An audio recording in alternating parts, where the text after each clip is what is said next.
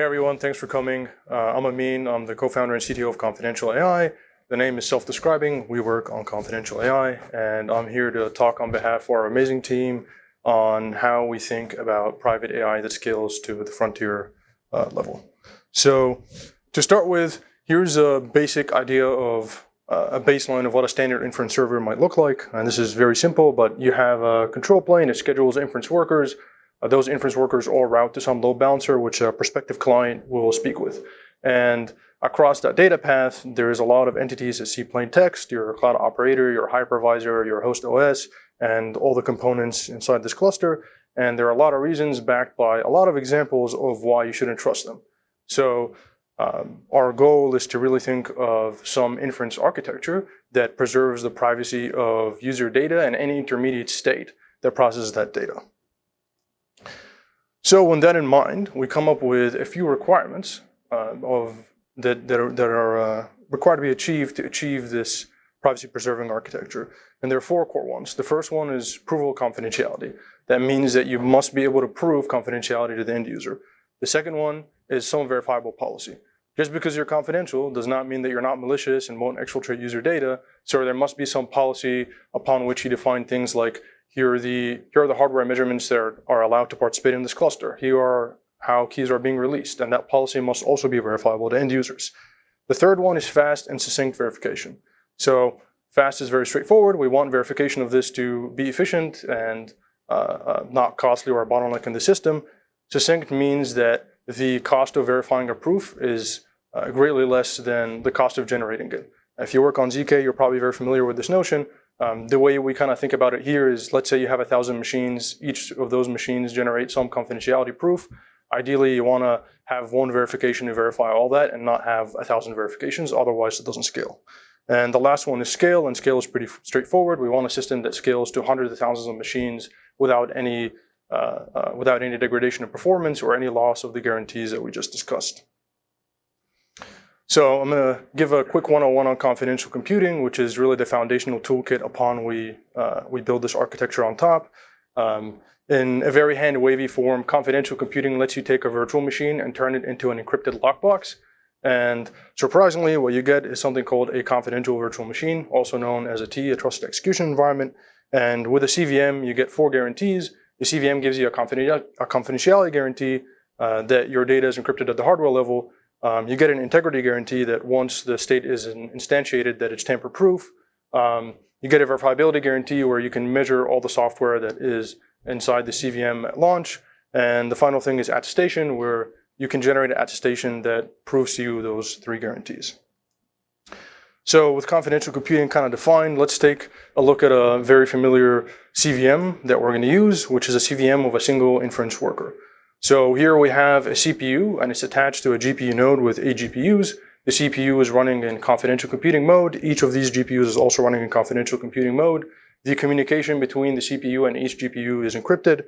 The intra-communication between each GPU and every other GPU on the node is also encrypted. And you can draw a boundary around that whole thing and put it inside of a CVM. And you can generate an attestation that proves to you that if you send data or have state inside the CVM, that you have some form of privacy guarantee. So our inference system is not going to be one inference worker. It's going to be comprised of multiple machines and multiple CVMs. So we define what we call the trust boundary. And what we want to do is we want to put all those CVMs and start expanding like the boundary that they cover to create this inference architecture. And we define the trust boundary as the conditions for when something can be inside that we can trust and when something can be outside. And the 3 conditions are quite simple. If you go inside the trust boundary, you must be measurable, meaning that whatever software you run has to have some sort of measurement. You have confidential execution, basically means that you run within a CVM.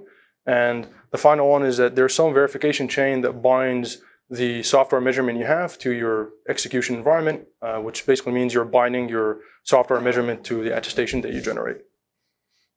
So with that in mind, we have this notion of the building block of a CVM and some definition of a trust boundary of how we kind of pile up those CVMs together. This is a basic idea of what a confidential inference architecture could look like. So everything within those double-edged lines is within the trust boundary. the inference workers run inside CVMs. The load balancer would also run inside a CVM. And we introduced a new component called the CDS, which stands for Certificate Distribution Service. The CDS acts as the root of trust, and what it does is that it will verify every other component and make sure that it satisfies that this component meets the trust boundary conditions before it can participate. And as you'll note, the control plane is actually outside of our trust boundary.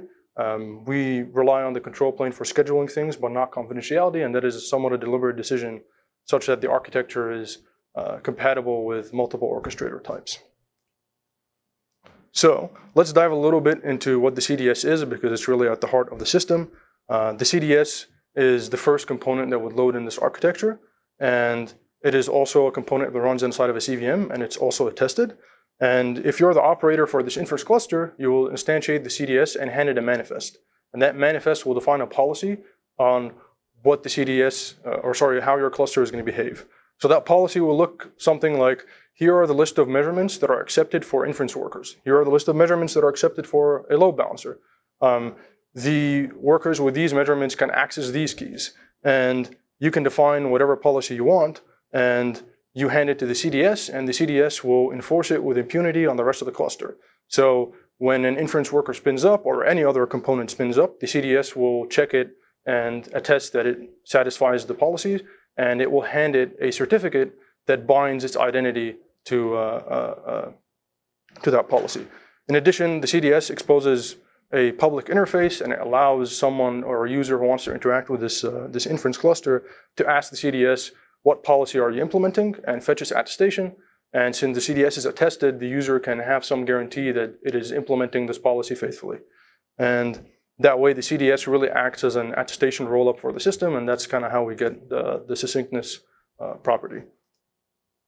So now that we've defined what this architecture looks like, I'm going to go over a very simplified end-to-end request flow if you're a client that's trying to talk to this cluster. So for the first time you're going to interact with this inference cluster, you're going to talk to the CDS, attest to it. The CDS will send you its manifest, which includes a signed policy. And if that is sound for you, you're going to store those and cache those for a long time. And then when you want to have subsequent inference requests, you're going to talk to the load balancer. The load balancer will also attest itself.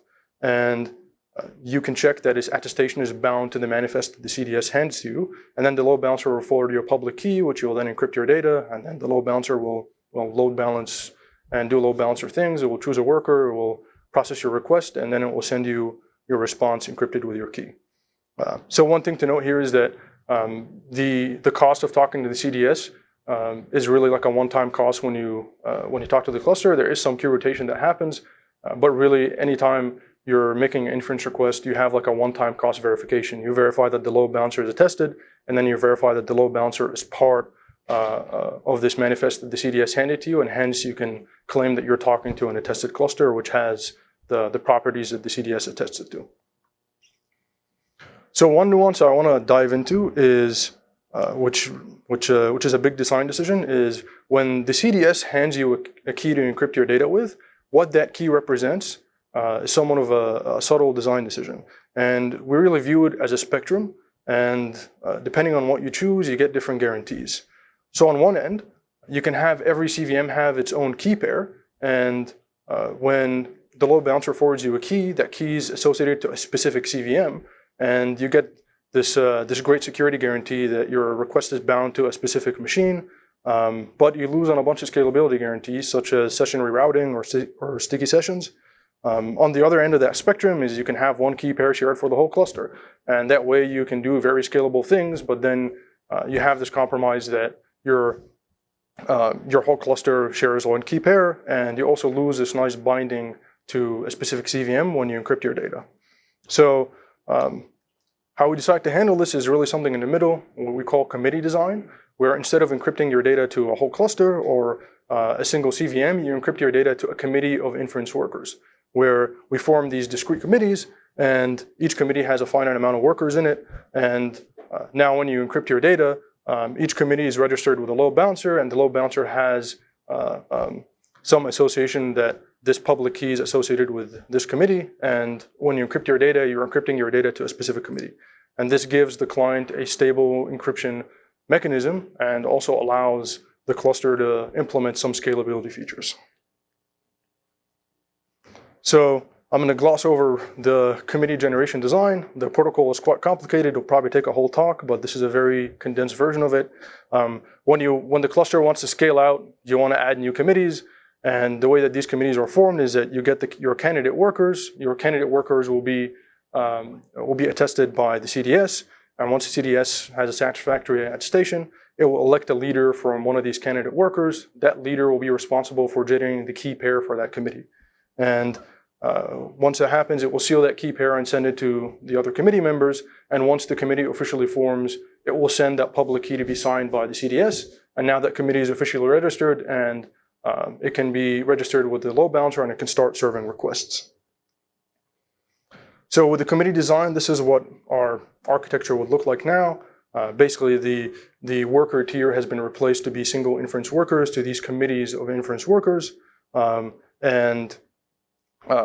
thing that I glossed over is that all the communication between all the workers is also secured by attestation rooted TLS. But yeah, so I'll take a step here and kind of like discuss the requirements that we've achieved so far. We've managed to achieve a system that guarantees you some confidentiality. There's a policy that the system implements, and you can verify both of those guarantees quite efficiently, and the verification cost is constant at scale. And this scales to an arbitrary number of machines. So there's one last wrinkle to really unlock the frontier AI scale. One of the things that I've been stating is that I've been assuming that this inference worker is one CVM or one node. And you can think of the inference worker as a minimal unit you need to process one inference request.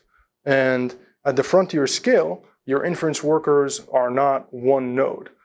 To process an inference request, it actually spans multiple machines. Usually you have like a prefill group, you have a decode group, and within those groups there are multiple machines, and that whole thing is really like your inference worker. And the remaining problem there is that within that construction there are three types of networking. One of them is TLS, which we already discussed. We're secured. We have like attestation rooted TLS.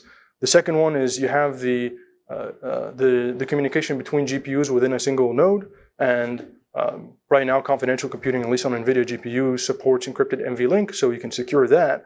But when a GPU node needs to talk to another GPU node, which is the case for frontier inference, you need to communicate over RDMA. RDMA stands for Remote Direct Memory Access, and it allows one GPU from one machine to access the memory of another GPU directly, and that's used for things like KV cache transfer, or if you're implementing some parallelism techniques. The problem is that RDMA right now is not encrypted. In fact, it's actually blocked on the most recent, or at least on the Blackwell generation of NVIDIA GPUs, and that really remains as the gap for the frontier scale.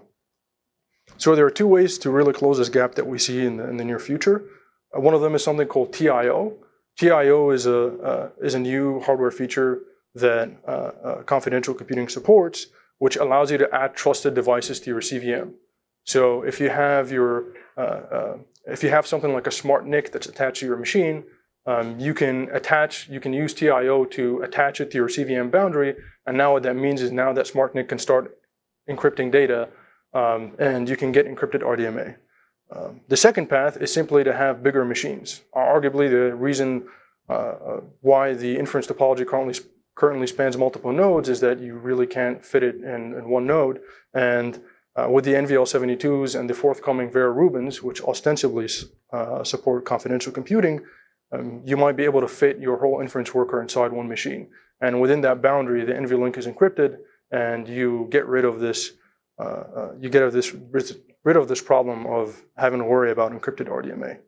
And once that is resolved, we actually, tangibly, could have private inference at the frontier scale. So, thank you for listening to the talk. You can learn more about what we do at Confidential AI. And what we do is we wake up every single day and we think about how to secure models at the frontier scale.